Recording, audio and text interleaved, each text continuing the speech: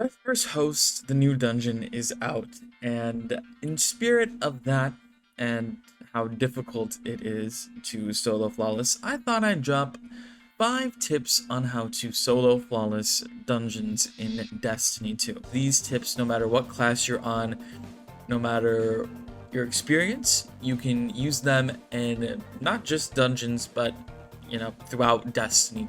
And mostly though, this will help you if you are aiming for that solo flawless. So the first tip at number 5 is to test and know your build. If you get a build from someone on YouTube or maybe Reddit or wherever, you want to make sure you know how to use that build properly before you go into that solo flawless run. So what do I mean by this? Whether it's just using it on patrol or maybe in a lost sector, it is very important to know the ins and outs of the build so that you know when to do certain things, whether it's using your grenade, healing grenade to live, using your melee, or simply just knowing the ins and outs of your fragments and aspects so that you can use them to the best of your ability. Knowing your build and testing it and being comfortable with it is a huge part of doing that.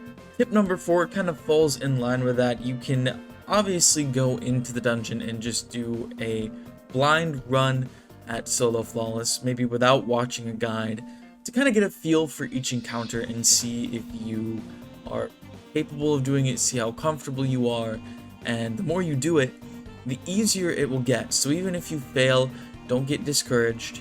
With each time you do it, it gets easier to go back and do it again.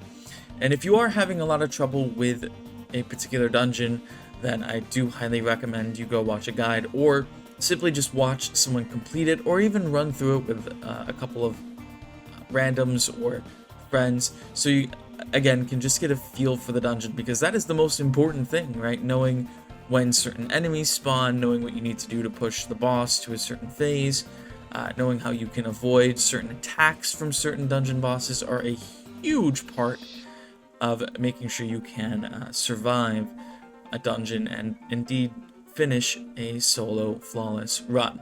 This is a huge one, and I know for some people it can be a matter of pride. You want to get through a jumping puzzle without switching to stompies or lion ramparts.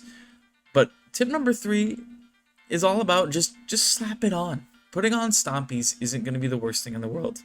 With Strand, we have been blessed with the ability to have grapple, which is just fantastic. And for some jumping puzzles, slapping grapple and stompies on, or lion ramparts and maybe thunder crash, right, in case you miss a jump, isn't the worst thing in the world, right? If you get the solo flawless, doesn't matter whether or not you used those things in a jumping puzzle. No, because what's more impressive than beating a jumping puzzle is actually solo flawlessing a dungeon. So don't worry about that unless, of course, you're doing it for a challenge or whatever.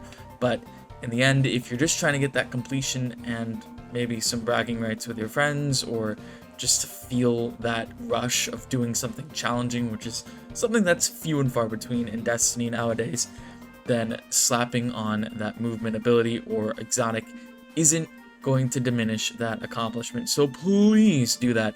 And I'm especially looking at people who don't do it during raids and you hold up the whole fire team.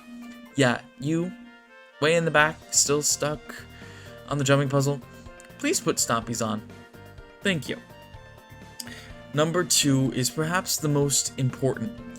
Don't get greedy and play your life.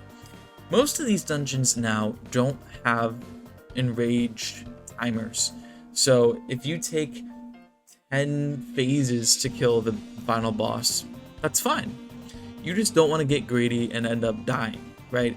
That is especially true in Vespers Host, where you have to constantly be moving, avoiding lightning, and yeah, it can definitely be very hard to survive that final boss fight. So sometimes jumping down early into the airlock, or maybe you go a little bit early into the room with the nuke, nothing wrong with that, right? Maybe you end a damage phase early if you're trying to do Keitel just to avoid getting sniped to death.